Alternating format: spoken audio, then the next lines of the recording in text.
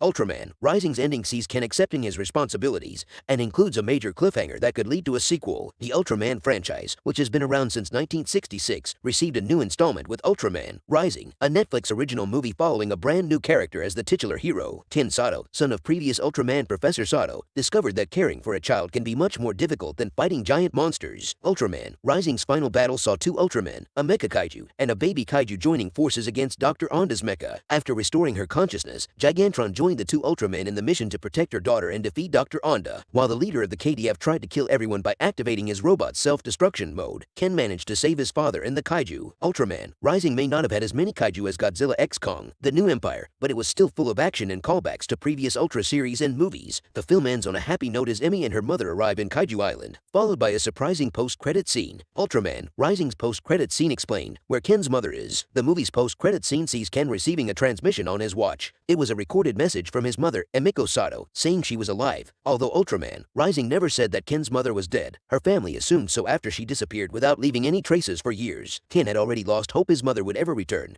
hence his shock upon receiving her transmission. Emiko's message didn't come from Earth but rather from Nebula M78. The wife of the previous Ultraman and mother of the current one asked for help to come back. Those familiar with Ultraman will recognize Nebula M78 as the home planet to most Ultras in the franchise's original universe. There are actually several worlds located in Nebula M78, a location that has been referenced multiple times across the Ultraman series. It is unclear which of the M78 planets Ken's mother is. It's also unclear how and why she is off-planet. It does not seem like Ken's father, the original Ultraman in this timeline, ever suspected that his wife was still alive and living 3 million light-years away from home. Why Dr. Onda destroyed himself at the end of Ultraman Rising. Dr. Onda, leader of the Kaiju Defense Force, was the main villain of Ultraman Rising. Although not much is revealed about the character, the movie makes it clear that Dr. Onda lost his wife and daughter during a kaiju attack. The attack that cost Dr. Onda his family happened during Professor Sato's time as Ultraman, which is why the KDF leader had so much resentment against the retired superhero and his successor. Dr. Onda planned to use the baby kaiju sonar location abilities to discover where Kaiju Island was located. Originally, Dr. Onda and the KDF only answered to kaiju attacks on Japan. In other words, they were not kaiju hunters,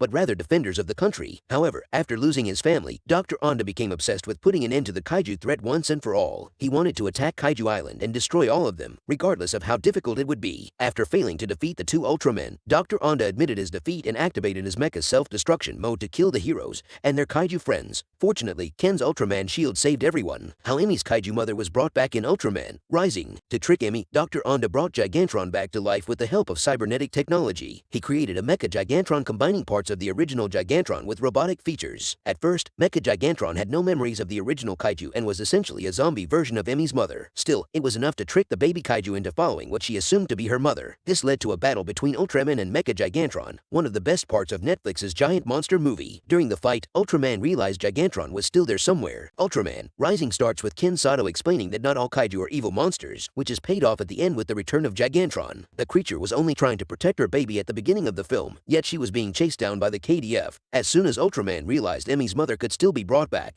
he stopped attacking her. Gigantron eventually reclaimed control of her body and helped the two Ultramen protect Emmy from Dr. Onda. Ultradad, Ultraman, Mecha Gigantron, and Emmy combined their energy beams to defeat Dr. Onda, where Ultraman was taking Emmy at the end of the movie. Ultraman Rising ends with Ken taking Emmy to Kaiju Island alongside Gigantron, where the baby kaiju and her mother will get to live in peace. This is the island Dr. Onda was searching for, hoping to kill all kaiju before they could ever reach Japan or other countries. Fortunately, not only does Kaiju Island's location remain unknown to the KDF, but Emmy will get to live there with her mother. As Ultraman, Ken will be able to visit Kaiju Island whenever he wants, meaning he will not have to bid farewell to Emmy. What Ultraman Rising's ending really means. Netflix's Ultraman movie may have featured multiple kaiju and epic battles, but it was a film about familyhood and responsibility. Ken was resentful toward his father because the former Ultraman spent more time with monsters than with his family, a sacrifice that the current Ultraman only understood many years later. Despite having been Ultraman for a while, Ken still had to learn what responsibility meant. After a baby kaiju entered his life, Ken could no longer run away from his problems and had to step up to help Emmy and save the day. By sorting out his personal and superhero lives, Ken was finally able to focus on his baseball career. Although he was injured for the rest of the season following his battle against Dr. Onda, Ken inspired his team and helped them win the championship. This was Ken's first title as a baseball player. It took Ken to become a father for a few days for him to understand the sacrifices his parents had to make. As the son of Ultraman,